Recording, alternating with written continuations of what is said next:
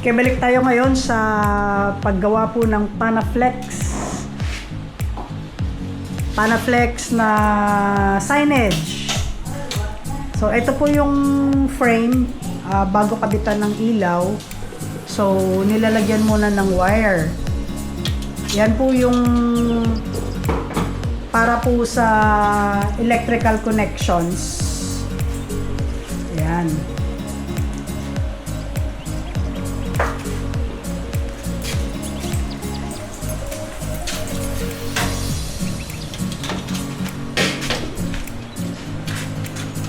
Tapos, meron na pong butas, no? Ang ating, frame. Metal frame.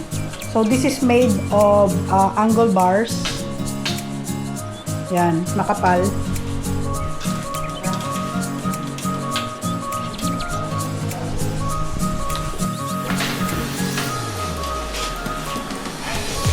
Ito na po yung mga lights. So, yung wires po pala. Ito na po yung mga wires. So, naikabit na. Total of 3 sa isang 3x6 na Panaflex signage. So, ito yung housing ng LED lights na ilalagay. Kaya kailangan siya ng lagyan ng wires dahil po dito.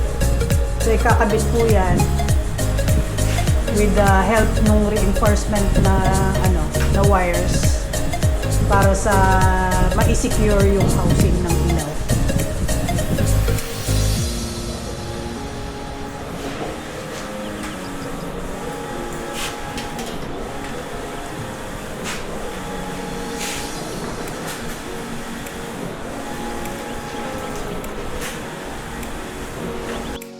Isa ka 40, isa ka 50.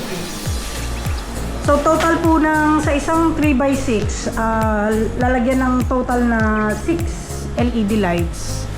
Kaya lang wala ng nung mahaba. So, pwede rin lagyan ng half size na na housing para sa LED. Hindi po ba muna siya ikakabit kaagad.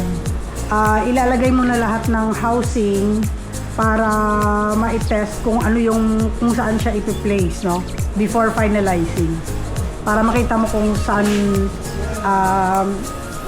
lalagay yung ilaw na magkakaroon siya ng even lighting later. Okay, so ito na po yung finished product. So naikabit na yung housing, yung frame. Ito po siya, may housing po yung ilaw. Tapos ito po yung ilaw mismo at saka ito yung housing. So ikakabit po dun siya sa wire na nilagay kanina, no? Ayan. So titest po natin kung nag-iilaw at saka okay po yung mga ilaw po. Ayan. So okay na okay. So pag nilagyan po yan ng Panaflex, magiging even na po yung ilaw. Kasi sakto po yung number ng lights na nilagay. Ayan. Okay.